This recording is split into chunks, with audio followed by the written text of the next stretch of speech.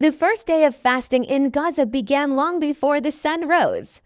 In a small apartment, 12-year-old Yusuf rubbed his sleepy eyes as his mother gently called his name. "Sahur time," she whispered, her voice soft in the quiet room.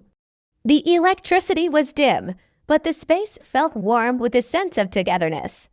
On the table, the pre-dawn meal was simple: some bread, a few dates, and water. Yusuf's little sister, Mariam, tried her best to stay awake, her head almost falling onto her plate, making everyone smile. Outside, the city was still, and the sky over Gaza was a deep, dark blue, slowly preparing for the dawn. "This is your first full fast, right?" his father asked, a kind smile on his face. Yusuf nodded proudly, his chest puffed out just a little. "I can do it," he said with determination. His mother squeezed his hand gently. "Fasting is not only about being hungry," she reminded him. "It's about patience, kindness, and remembering others who have less than we do." When the call to prayer echoed through the neighborhood, signaling the start of the fast, the family sat in a moment of quiet reflection.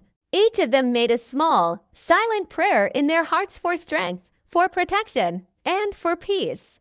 As the sun rose, the day grew warmer. Yusuf helped his mother tidy up and then sat down to review his school lessons.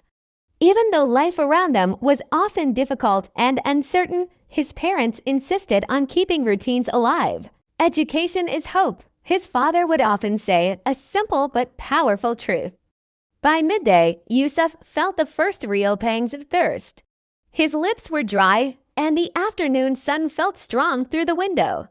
His sister Mariam looked at him with big, concerned eyes and whispered, "Are you okay?" He managed a brave smile. "I'm okay. I'm fasting." In the late afternoon, a beautiful thing happened. Neighbors began to share what little they had. One family sent over a small, steaming bowl of soup.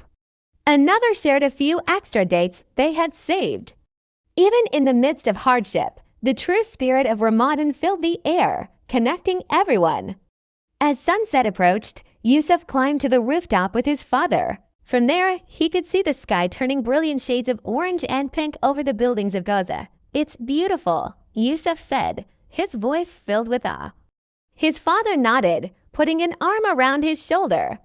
Ramadan reminds us that light always returns after darkness. When the call to Maghrib prayer finally echoed across the city, Yusuf held a date in his hand. He closed his eyes for a second, a silent wish forming in his mind.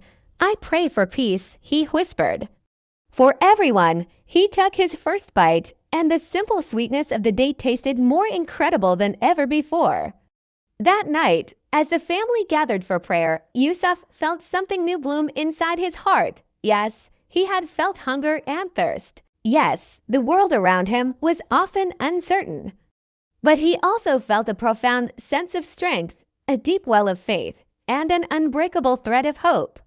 On the first day of fasting in Gaza, Yusuf learned that Ramadan isn't just about what you give up during the day. It is about what you hold on to in your heart, faith, kindness, and the hope for a brighter tomorrow. Thank you for watching.